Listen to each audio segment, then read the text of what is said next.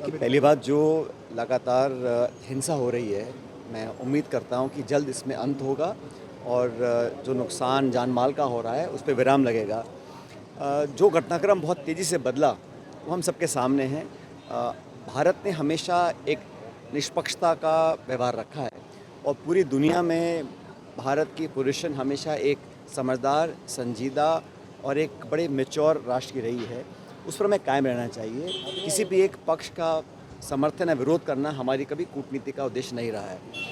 जहाँ तक जो एक्शन हुआ है अमेरिका के माध्यम से, वो ना तो संयुक्त राष्ट्र का है और ना ही किसी एलाइज़ का है। सो मोटो अमेरिका ने आक्रमण किया और हम लोगों को खासकर जो हमारे जो तटीय इलाके हैं, वो जो इंटरनेशनल वाटर्स हैं या हमारे खुद के जो शोर्स हैं, वहाँ पर जो ये हवाई समुद्री जहाज़ को गिराया गया है, ये मैं समझता हूँ कि इस पर हमारी सरकार को और देश को कोई स्टैंड लेना चाहिए, क्योंकि युद्ध कहीं और हो रहा है और किसी कारणवश हमारे क्षेत्र में, हमारा जो क्षेत्रफल है, जो हमारा एरिया ऑफ इन्फ्लुएंस है, उसमें अगर इस प्रकार वन साइडेड एक्टिविटी होगी तो कहीं ना कहीं भारत की जो टेरिटोरियल इंटेग्रिटी है, भारत का जो निष्पक्ष स्टैंड रहा है और हम लोग कुछ नहीं कहेंगे इस बात पर, मुझे लगता है ये चुप्पी जो है ये गलत है। भारत ने हमेशा सही को सही कहा है, गलत को गलत कहा है। जहाँ तक इजराइल फ़िलिस्तीन की बात है, वहाँ पर भी हमने हमेशा कहा कि टू नेशन थ्योरी होनी चाहिए और चाहे ईरान हो, चाहे अफ़गानिस्तान हो, चाहे यूरोप हो, चाहे रूस हो, तमाम देशों के साथ भारत के द्विपक्षीय संबंध पुराने रहे हैं, कल्चरल रहे हैं, ऐतिहासिक रहे हैं। हमें अपनी कूटनीति, अपना सेल्फ इंटरेस्ट और भारत का जो परंपरागत तरीके से निष्पक्षता का आचरण रहा है, उससे हटना नहीं चाहिए। देश में अनेक प्रकार की सरकारें बनी हैं, कांग्रेस और गैर कांग्रेस में भी बहुत से प्रधानमंत्री रहे, लेकिन पहली सरकारें मैं देख रहा हूँ कि किसी न किसी दबाव में है। पहले ट्रंप एक तरह से डील हम पर थोपते हैं, 0% टैरिफ पे अमेरिका का माल पूरे भारत में फैल जाएगा। हम लोग 18% टैरिफ देंगे, हम लोग रूस से तेल नहीं खरीद सकेंगे, हम $500 बिलियन का माल उनसे खरीदने की कमिटमेंट कर रहे हैं। ये सारे जो टर्म्स एंड कंडीशंस हैं, ये एक तरफा है और हम लोगों ने बिल्कुल कान दबा के इसको मान लिया। देश भर के किसान आज विरोध में हैं, पूरी पार्टी और पूरा समाज समझ रहा है कि आने वाले समय में संकट का काल आएगा किसानों के लिए, दूध उत्पादकों के लिए, कपास किसानों के लिए, सोयाबीन के किसानों के लिए, मक्के के किसानों के लिए। लेकिन लगातार जो हो रहा है, हम देख रहे हैं कि जो यूरोप के देश हैं, जो हमसे बहुत छोटे हैं, वो भी खड़े होकर बोल रहे हैं कि क्या सही है क्या गलत है। मुझे लगता है कि जो शिप था जिसको गिराया गया है, ध्वस्त किया गया है और भारत के इतनी पास किया गया, और वो हमारे सैनिक अभियान में शामिल होने के लिए आया था वो जहाज़, तो कहीं ना कहीं हम लोगों को खड़े होकर बोलना पड़ेगा कि क्या सही है क्या गलत है।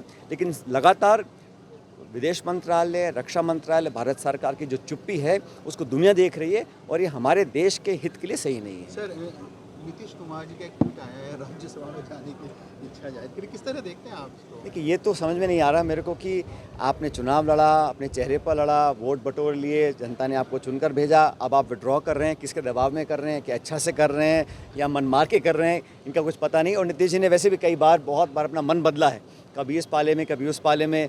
अब सुनने में आया कि वो दिल्ली आ रहे हैं। बिहार में क्या होगा, क्या दोबारा भाजपा वहाँ पर उनको दबाव बनाकर सत्ता हासिल करेगी, मैं नहीं कह सकता हूँ। लेकिन जो कुछ भी हो रहा है, ये जनता को धोखे में रखकर किया गया है।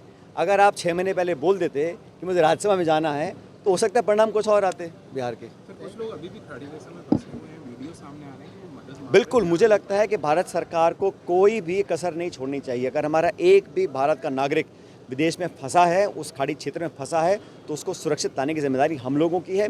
बाकी अन्य देश बहुत प्रयास कर रहे हैं और हम लोगों को, क्योंकि हमारे संबंध सबके साथ हैं, हमारी दुश्मनी किसी के साथ नहीं है, तो हमारे जो नागरिक वहाँ फंसे हुए हैं, खास करके राजस्थान से बहुत सारे लोग अलग अलग देशों में हैं, उनके मैसेजेस भी आ रहे हैं। मैं उम्मीद करता हूँ कि विदेश मंत्रालय और प्रदेश की सरकार जल्द काम करें, क्योंकि हमारे नागरिकों की सुरक्षा हमारी प्राथमिकता होनी चाहिए। बाकी मुल्कों के लोग उनको इवैक्यूएट कर रहे हैं, उनके लिए चार्टर्स कर रहे हैं, फ़्लाइट भिजवा रहे हैं। हम लोगों को तुरंत जितना भी हो सके साधन संसाधन लगाकर उनको सुरक्षित वापस लाना चाहिए। Thank you sir.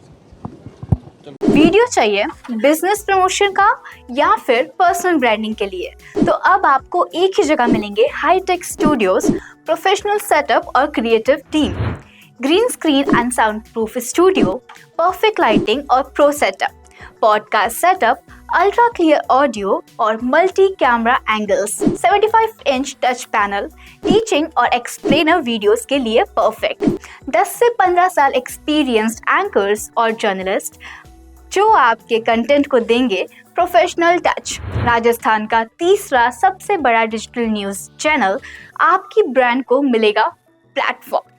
50+ professional video models जो आपके प्रोजेक्ट को बनाएंगे ज़्यादा इंगेजिंग। हमने 5000+ बिजनेस और ब्रांड्स को ग्रो करने में की है मदद। अब आपकी बारी।